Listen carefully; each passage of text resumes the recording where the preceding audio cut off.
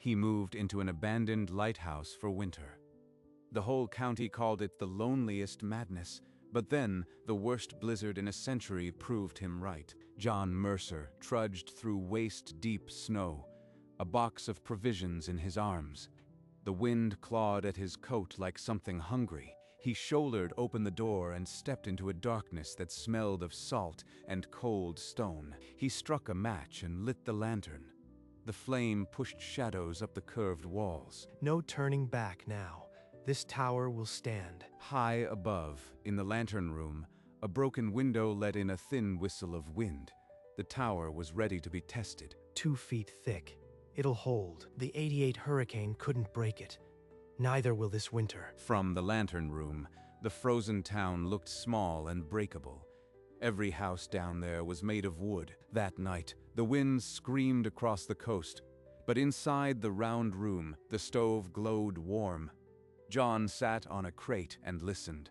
The tower didn't shake. The next morning, a wagon pulled up to the lighthouse door.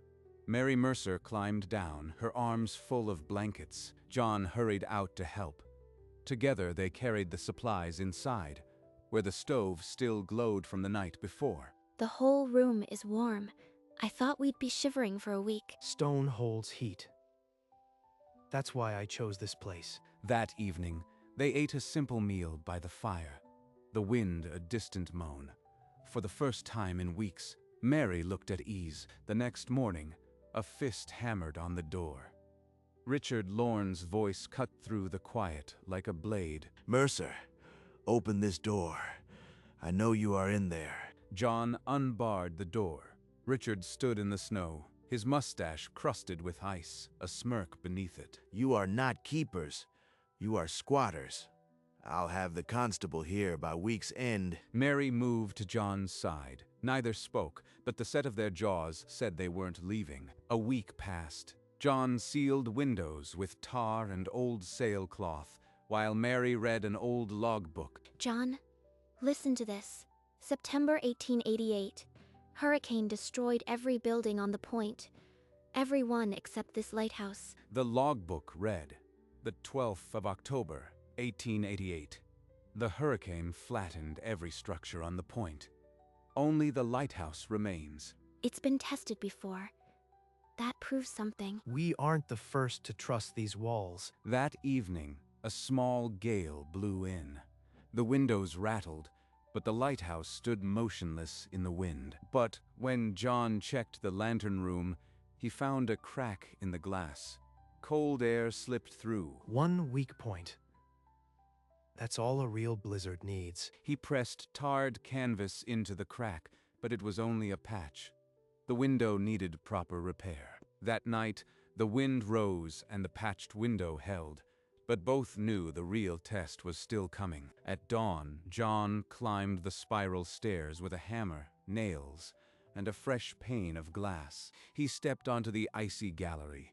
The wind tore at his coat, and the ocean roared far below. John, be careful. He wedged the new pane into place and nailed the frame. But as he leaned back, his boot slipped on the ice. His hand caught the railing just in time. Below, Mary gasped. He pulled himself upright and drove the final nail. The window was sealed. Inside, he warmed his hands at the stove. Mary handed him a cup of tea, her face still pale. Granite blocks, 2 feet thick. Iron bands running through the walls. This tower was built to take a hurricane. That afternoon, across the frozen harbor, Richard Lorne slammed his fist on his desk. He would not be defied by a squatter. "I'll bring the constable myself. They'll be out by sundown." Before sundown, Richard returned with the constable. They marched up the icy path, Richard's grin stretching wide. The constable, a gray-haired man with tired eyes, listened as Richard demanded immediate eviction. "Sir, before you decide, look at this logbook." He opened it to the 1888 entry. The constable read the faded words, then looked at the thick stone walls. He closed the old book and gave them 2 weeks to prove the lighthouse was safe and habitable. 2 weeks. That's all we need. They began fortifying immediately.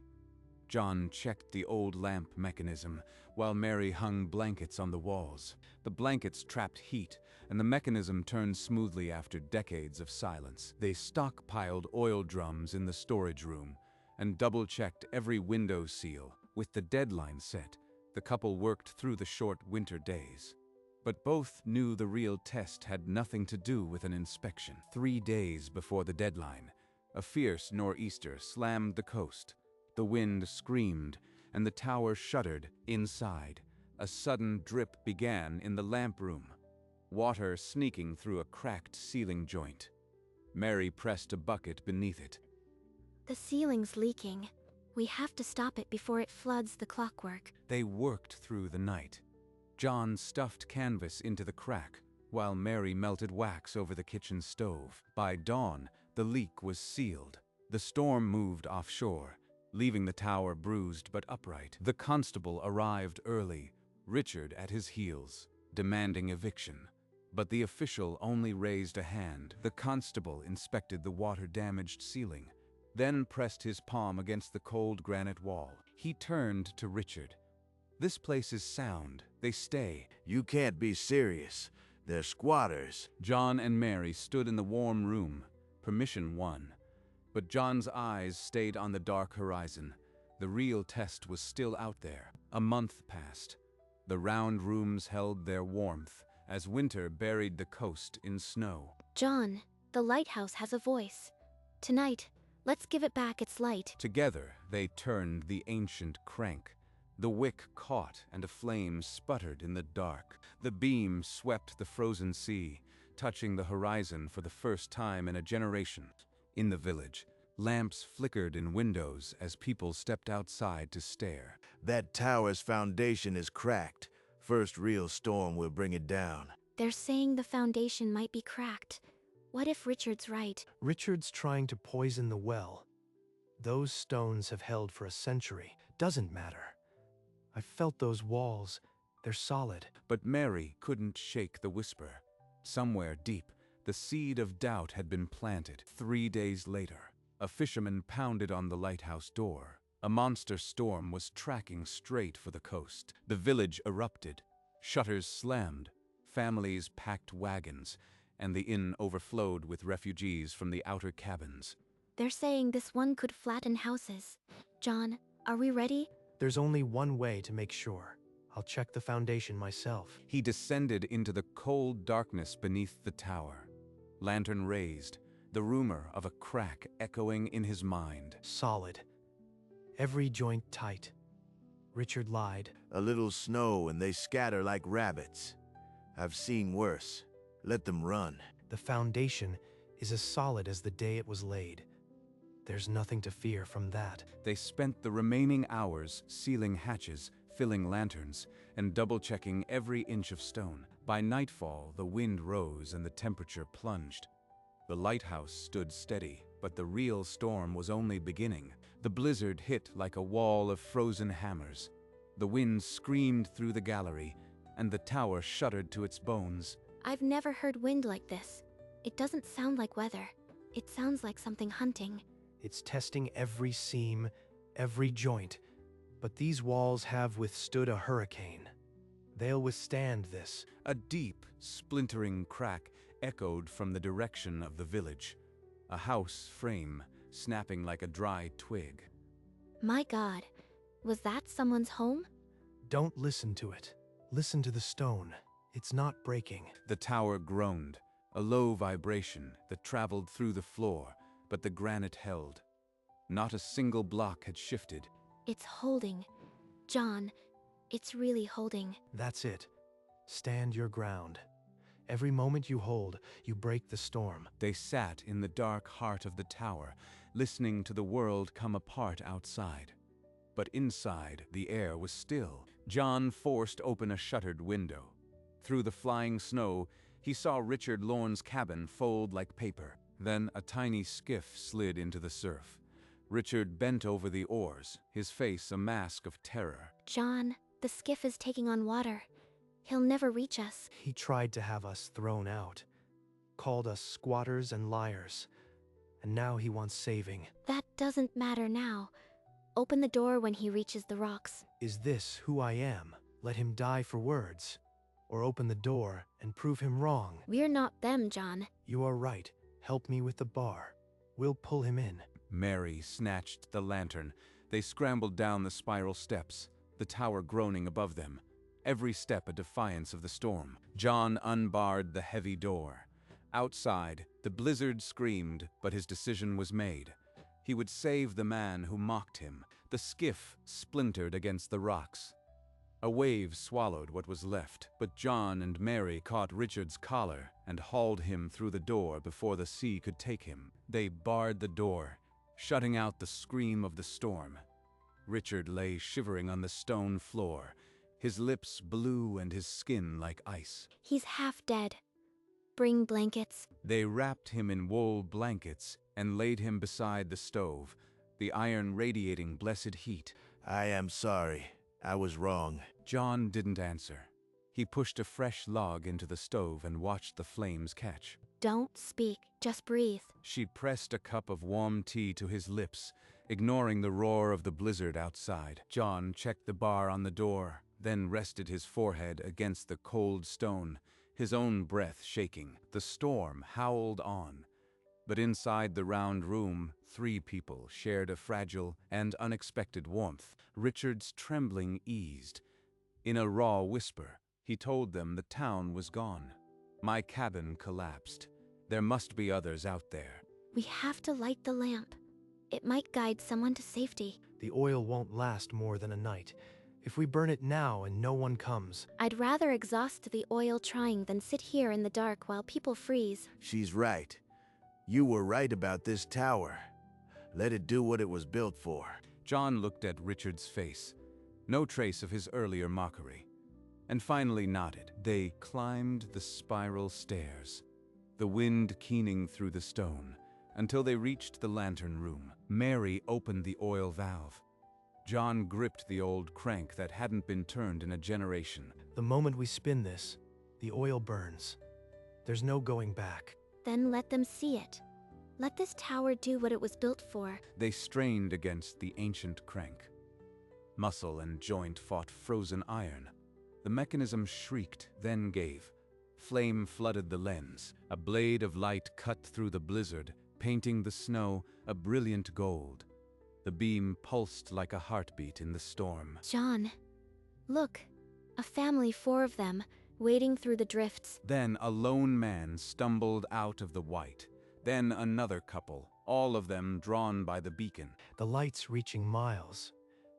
We're not alone in this storm. They watched from the lantern room as the beam swept the shoreline, each revolution revealing more survivors struggling toward the tower. They've been out there all night. Keep the lamp burning. We're the only thing they can see. The beam pulsed through the roaring dark, a finger of hope in a world of blind white. John and Mary stood side by side at the window, the lamp's heat warm on their faces, watching the lost find their way. The worst blizzard in a century howled outside. But the lighthouse kept its promise, a steady light in the endless white. John, Mary, and Richard, now able to stand, unbarred the door. Snow blasted in, and a family of 4 stumbled into the warmth. Quickly, inside. Get them to the stove. The mother wept as Mary wrapped a blanket around her children. The father's hands were blue as he gripped John's arm in thanks. Here, let me help. We need more blankets. The stove can handle more logs. More survivors poured through the door. A lone man, shivering violently. A young couple half buried in snow. Everyone, stay close to the stove. We'll ration what we have. The round room, once quiet, now hummed with the sound of chattering teeth and soft cries of relief. Richard knelt by a boy, rubbing his frozen fingers, his earlier arrogance replaced by a desperate need to help. The lighthouse had become a sanctuary. Outside, the storm raged on, but inside, lives were being saved. Hours passed. The storm roared on, but the beam kept pulling in the lost. A woman half buried in snow wept as she reached the door. Mary gathered the frightened children in the lantern room. She opened the old logbook and began to read, her voice steady against the wind. Listen to this. Only the lighthouse remains. That's us. And we will remain. Let me help with that. The stove needs stoking, and we've got more hands now. Richard, no longer the bitter official, moved through the tower handing out cups of tea. His earlier mockery a ghost. A woman touched John's arm. Her voice was raw. This is God's own fortress. The logbook was right. These walls have kept their promise. Outside, the storm showed no mercy. But inside, the tower held its warmth like a clenched fist against the cold. We just need to hold on. The storm can't last forever. John looked at the faces around him, strangers who had become his responsibility. He would not fail them. Sometime in the small hours, the wind shifted. The deep howl that had punished the stone began to weaken, a long moan replacing the scream. The tower's trembling eased. Something's changed. The pressure's dropping. He climbed to the lantern room alone. The lamp was still burning, its oil reservoir low but steady. Outside, the snow had lightened to a swirling mist. He pressed his face to the cold glass. The beams swept a calmer sea, and on the horizon, a faint ribbon of gray, the first hint of dawn. Dawn. The storm is breaking. He half ran down the spiral stairs, his boots ringing on the stone, his voice rising above the sleepy murmurs of the huddled survivors. Everyone. The storm's breaking. The wind is dying. You were right, John. This tower saved us all. The words spread through the crowded room. Huddled families lifted their heads, disbelief giving way to raw hope. Soft sobs of relief replaced the shivers. Mary leaned into John, her exhaustion melting into a trembling smile. Outside, the snow still fell, but the beast that had hunted them all night was retreating. By dawn, the storm had passed. The survivors unbarred the door and stepped into a world remade, shocking cold sunshine and utter silence. Where the village had stood, there was only broken timber. Cabins flattened, trees snapped like matchsticks. The lighthouse rose above the ruin, granite untouched, the lantern room still warm. You were right. This place was built for this. No need to gloat. The proof stands around us. We didn't just survive. We saved lives. Survivors huddled on the snow, tears freezing on their cheeks, but alive. I'll talk to the Coast Guard. It'll take time to rebuild, but this tower needs to stay lit. In her eyes, I see the same fierce certainty I felt that first day. The worst blizzard in a century tried to erase them. It proved the strongest thing on this coast was not the storm, but the walls built to withstand it. A Coast Guard cutter appeared on the horizon, its searchlight answering the lighthouse's steady beam. The survivors stumbled to the rocks, waving coats and shouting, their breath white against the frozen air. The crew stared in stunned silence. The lighthouse was the only structure standing for miles. A small boat was lowered, and a lieutenant scrambled onto the icy shore. The Mercers, John and Mary. They lit the lamp. They saved us all. The captain, a weathered man with salt in his beard, walked to John and gripped his hand. We only did what the tower was built to do. Mary stood at his side, her face smudged with soot, her smile tired but unbreakable. The captain gave orders to tend the wounded.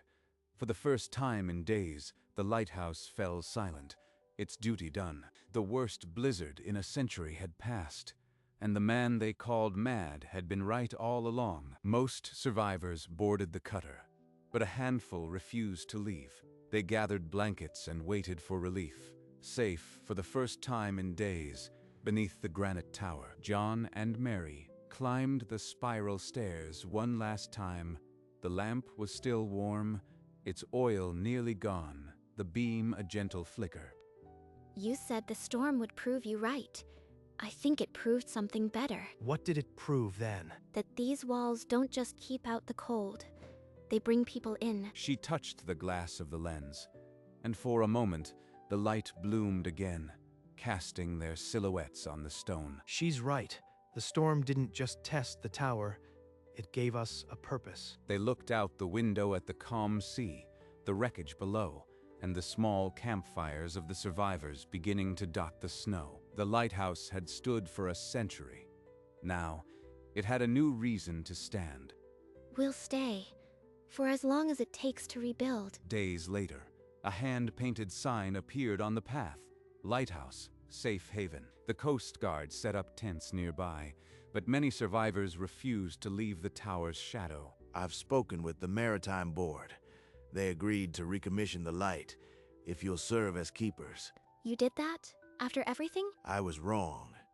This tower needs people who believe in it. You proved that. We accept. A week later, the Coast Guard delivered fresh oil.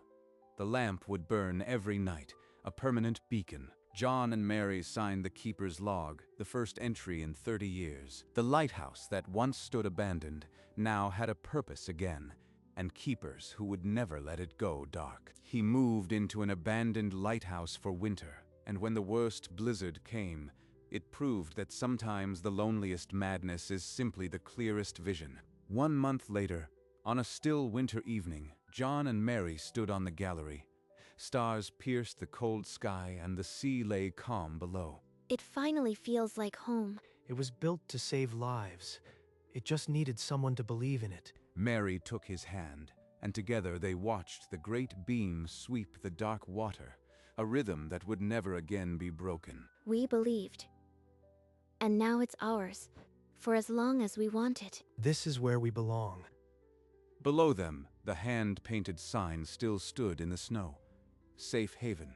And far out to sea, the peace seemed eternal. The worst blizzard was behind them. The future was a steady light. John and Mary stayed on the gallery until the cold deepened, then descended hand in hand into the warm stone heart of their home. Not every survivor defeats winter. Some simply find a place where the storm cannot follow. The lighthouse had been waiting its whole life for someone to trust its walls again. And when the worst blizzard in a century came, it proved that it wasn't madness to believe in what was made to withstand the wind, to turn aside the coldest gale. The wind had no memory. But the stone remembered every storm it had weathered. The storm could not understand why it failed, but the keepers knew. They knew that a closed seam was a victory, and still air was a fortress. The lighthouse had stood for 100 years, and it would stand for 100 more, because someone had finally given it a reason to shine. Not just a light to guide ships, but a beacon for the lost and the freezing. He moved into an abandoned lighthouse for winter, and the worst blizzard proved him right.